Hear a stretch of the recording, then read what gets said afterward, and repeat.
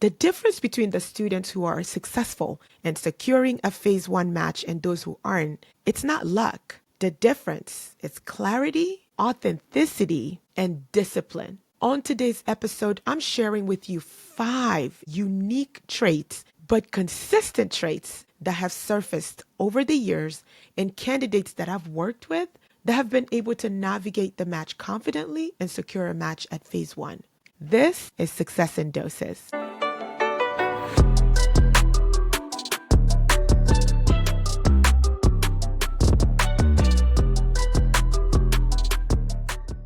Hello, co-resis. It is that time of the year, and I am so excited to be back with you enrolling for the 2025-2026 Resi Prep 360 cohort. After the success I had last year, matching 477 candidates at phase one, I'm so excited to replicate that same result this year. And I am looking forward this year to introducing a lot of really unique programming in the form of hearing from past candidates directly, where they share their experiences with you about what they did well and the things that they wish were different.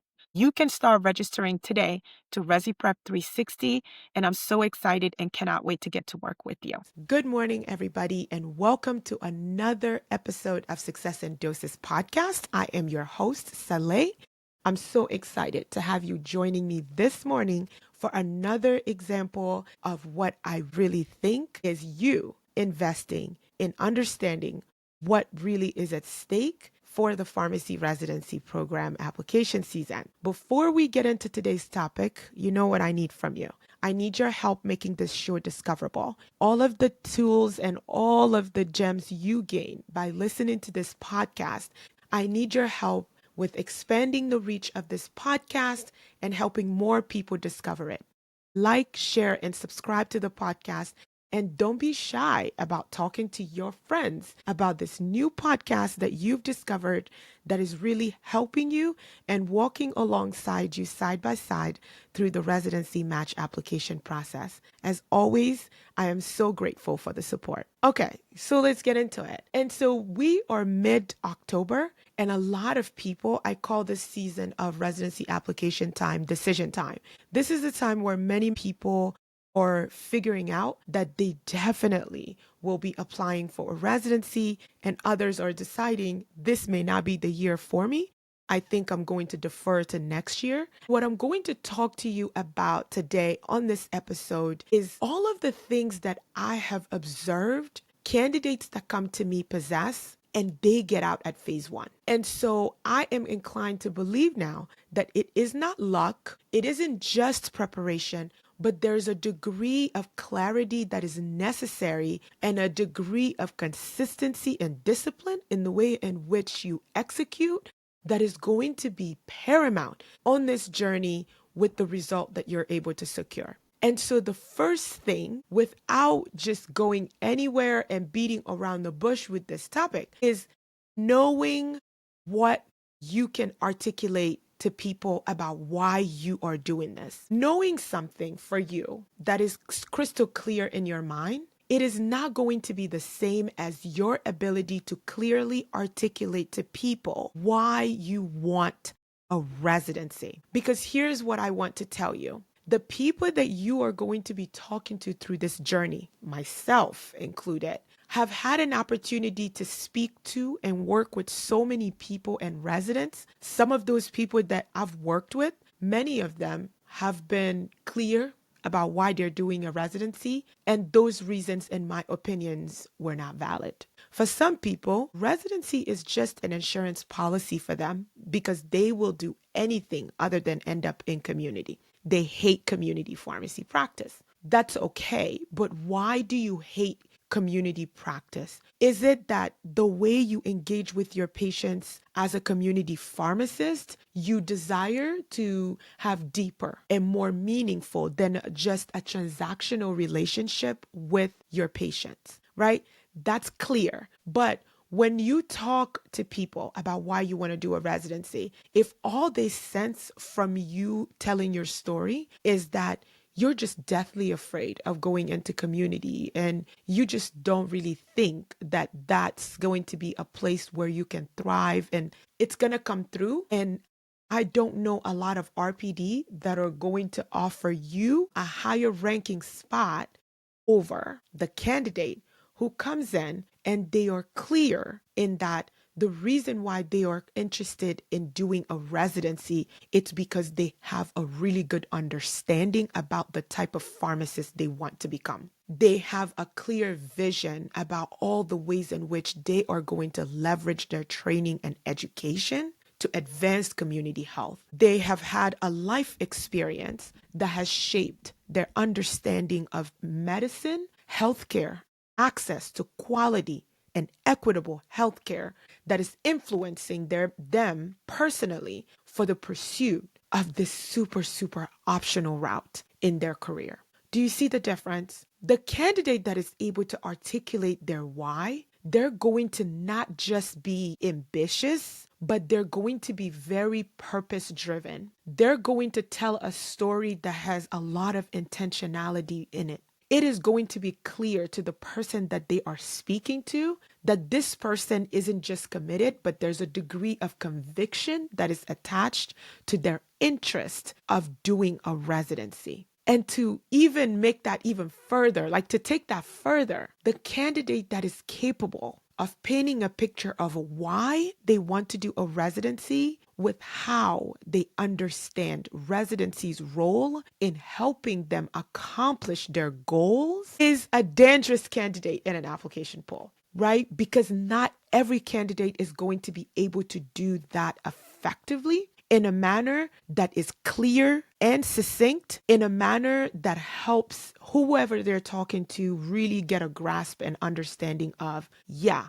they know what they're signing up for. And so this one thing is something that I think is extremely important and a step that a lot of people skip in their journey of embarking on their journey to securing a residency. They don't do enough work with actually being able to say out loud and clearly and succinctly why they want to do a residency. Okay? And just to give you some practical examples of how this may be important. So here are two ways that somebody may respond or answer the question of, why are you interested in completing a residency? One candidate may tell you, I'm interested in doing a residency because I want to improve my clinical skills. That's not a bad answer. But when I take that answer and I put that answer against the person who says this, I want to strengthen my ability to make evidence-based decisions and recommendations to providers that are going to improve patient outcomes. And I understand that that requires guidance, mentorship, and training.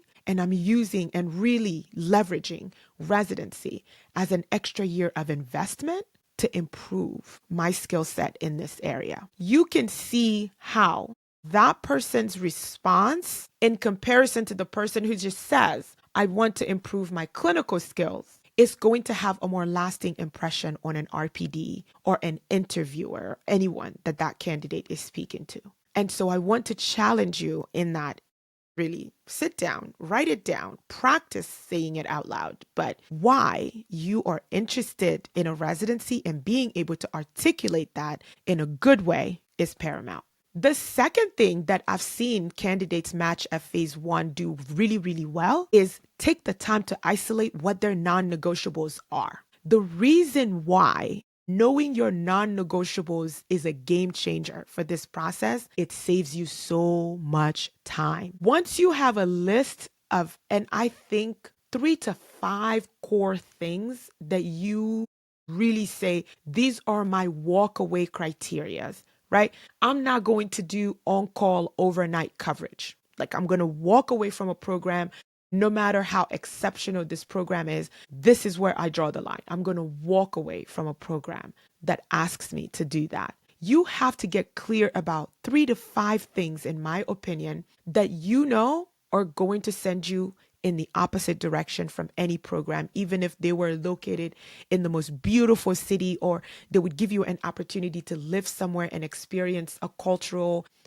awakening if you must. Even if they had this one thing or this two thing. It's something for you that you would walk away from. Having that clear in your mind, it just saves you so much time. I have seen candidates trim their list from a potential interest list of 30 to like 17 in a swift move after showcase because non-negotiables surfaced and they knew to ask about those non-negotiables to get clarity about what they're doing. And they walked away from mid-year feeling very confident that the programs that were left on their list, that these would be the programs that they focus on and really, really dive in deeper to decide what would be the final pool of application for them. And some of those things, just to give you examples, can be geography, culture of a place is important. For some people, it's the stipend, right? Their non-negotiable is if a program has a stipend that is under $50,000 in today's economy,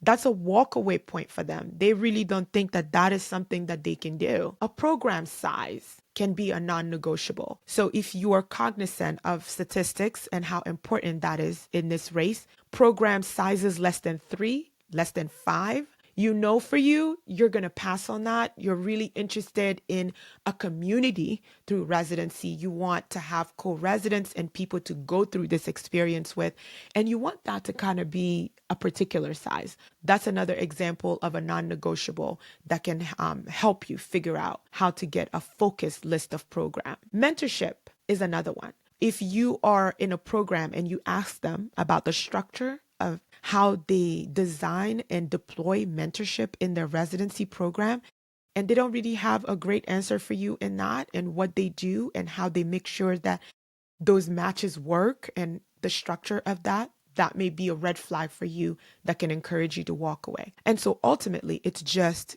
get clear about the things you care about. And if the program doesn't have those things, or you see things that just gives you a little bit of weird vibe about that, it's comfortable to walk away.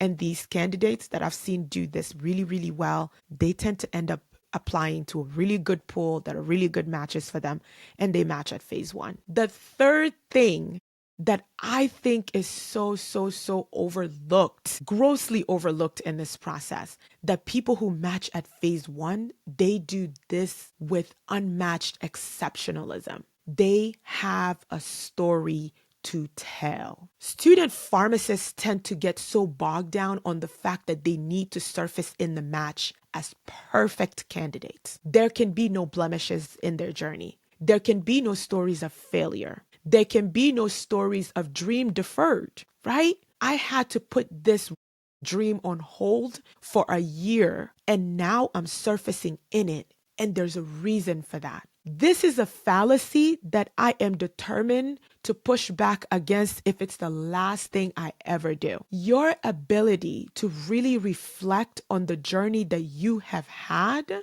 and being able to tell that story with confidence in a creative manner where you are highlighting the lessons that you have learned along the way that demonstrate growth, that demonstrate maturity, that demonstrate clarity of vision and purpose. Let's not mention perseverance, grit, and determination. It's so important to the experience you are going to have. And I really want to encourage you to think about this, because every year I get a lot of students that ask me, well, I don't want to share my sob story. Like, I just want them to feel sorry for me. I don't know what that means, to be honest, because I don't know if what you're supposed to do is to not talk about a difficult loss you had in pharmacy school that completely derailed your academic year, and you had to sit out a year to deal with your grief and then come back and excel to the point where you are here interviewing, or to the point where you are here writing a letter of intent, right, to compete for a residency position. That's not, I want them to feel sorry for me. That is, I want to give them perspective about questions they would likely have about a gap in your CV. But I want to offer them perspective about the journey I've had so far and why I am resilient and I have the determination and grit necessary to survive residency training, right? And so to me, it isn't always like, oh, the story has to be a sob story It has to be that you had a loss, or it has to be that it doesn't need to be that. But I think that you have a story to tell. We all do. We all do. In my case, for example, my story was really simple.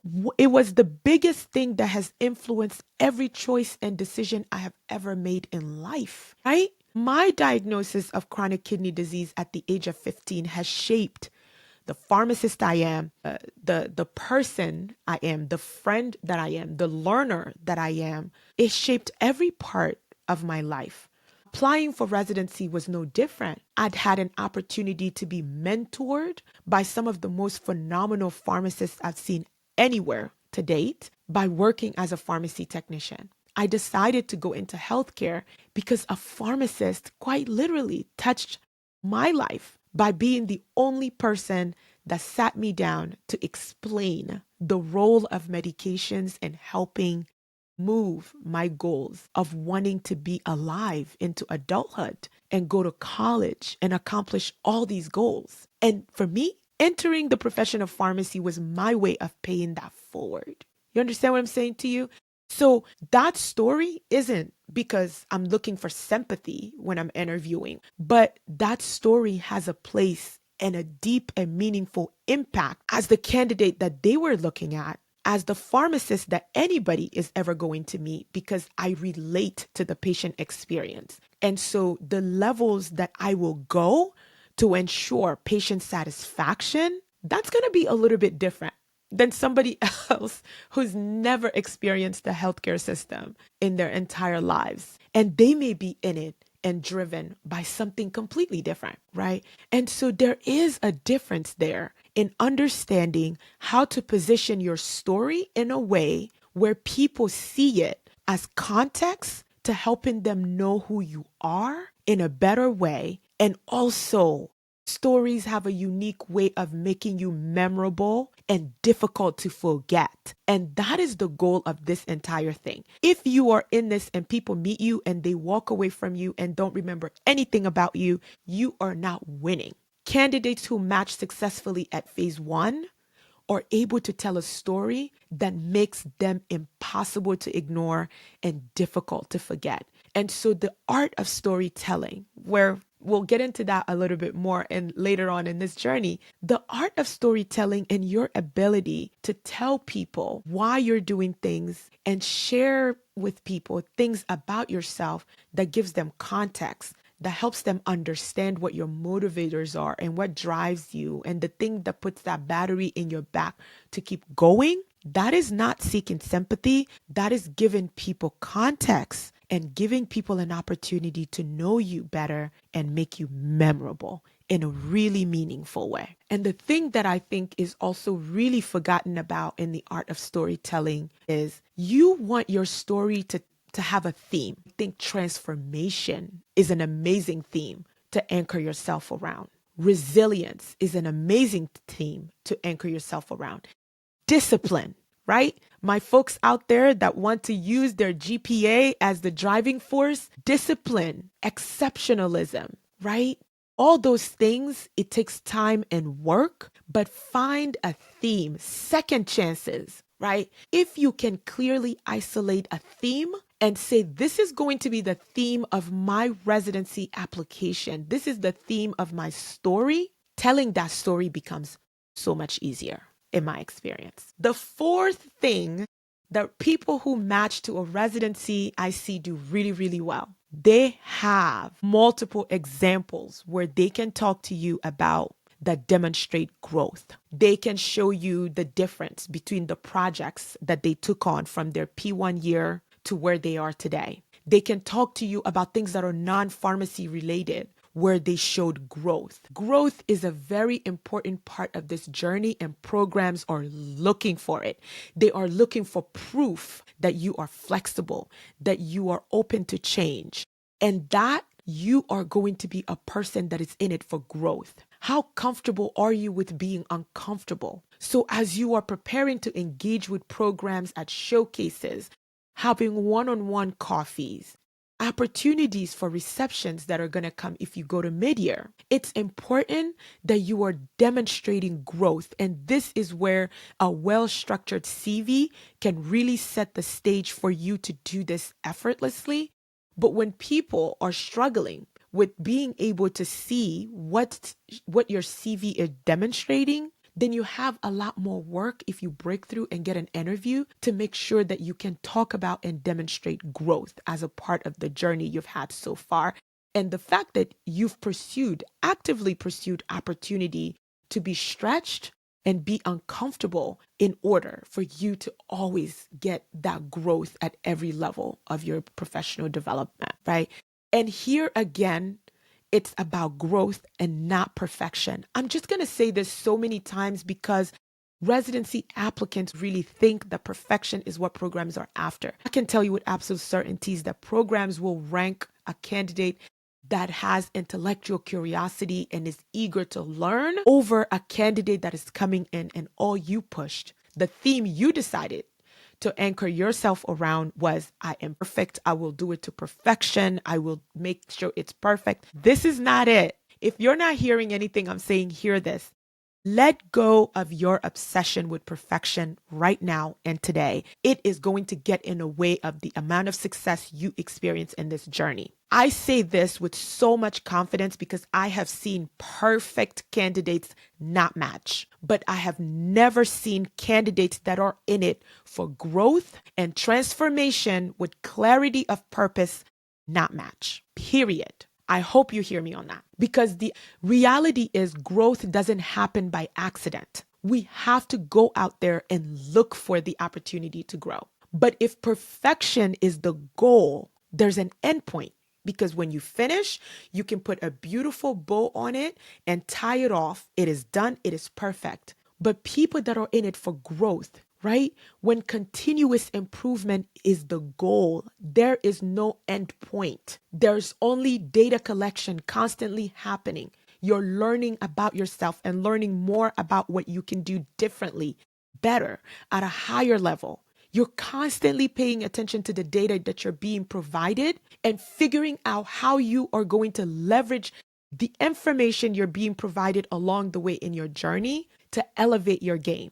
And programs, they want to see that because what they're hoping to do for you is provide you the opportunities throughout this year for you to never run out of opportunities to grow and identify other opportunities to grow and next and next and next and next, right? And so I really do say this because it is so consistent. Phase 1 matches are consistent in growth, growth, growth. They were not candidates that were afraid of experimenting. The last thing, and it is unfortunate that I'm saying the last thing because it almost makes you seem like this is not important.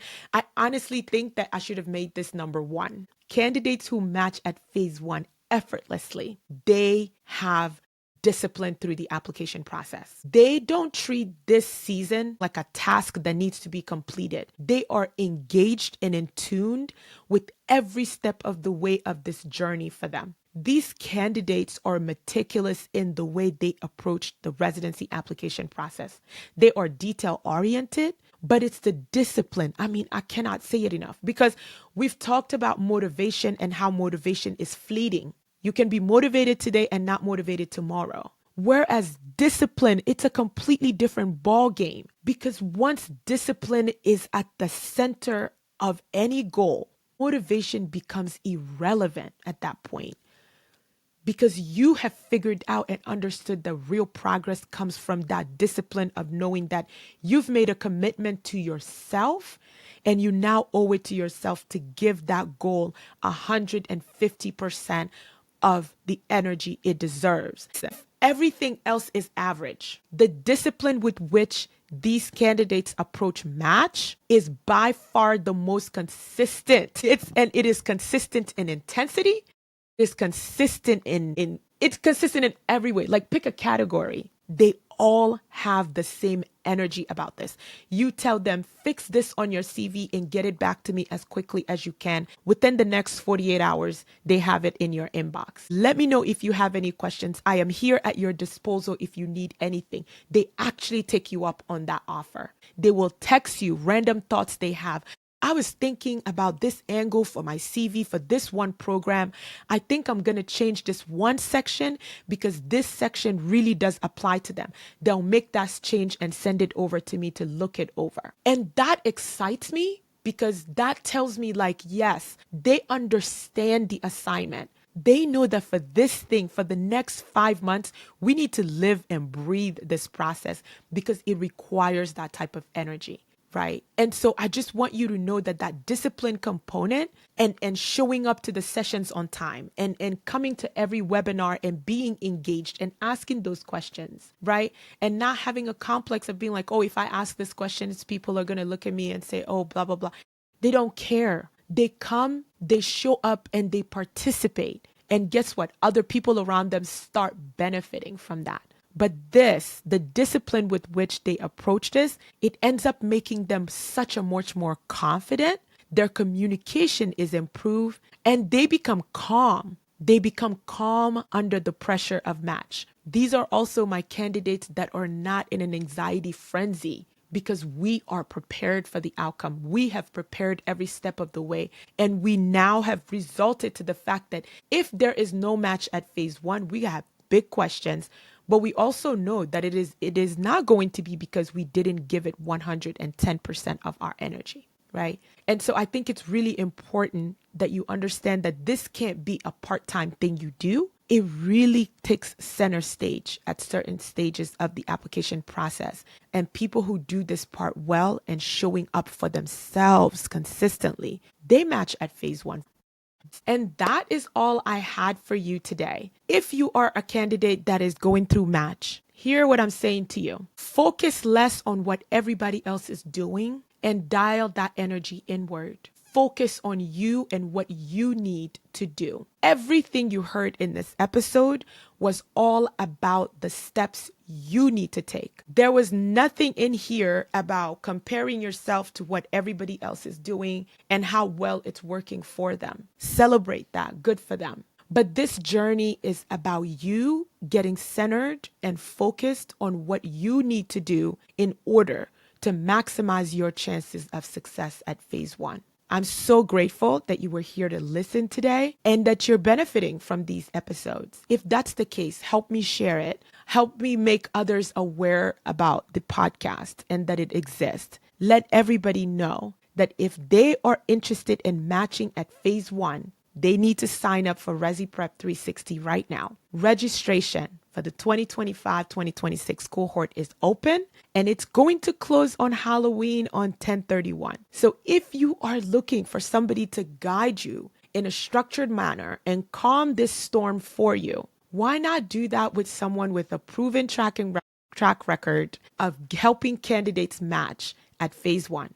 The cohort last year, 98% of them secured a match at phase one. And so I am definitely declaring myself the queen of match. So if you are looking to get through match successfully, why not come over here and do it with the queen of match? Registration will close on October 31st. So make sure you don't miss out on an opportunity to sign up for the comprehensive package today. And the link of that is available across all of my social media platforms with the link in bio. As always, I am so grateful that you're starting your week with me. And we are in it now. The Pharmacy Hunger Game is officially here and it has kicked off. And I can't wait to see you guys. Look out for many announcements coming this week regarding webinar schedules, as well as TikTok Live and Instagram and LinkedIn Live schedules. I will be publishing those this week. I'm grateful that you're here. Have a wonderful and productive week. Okay, bye.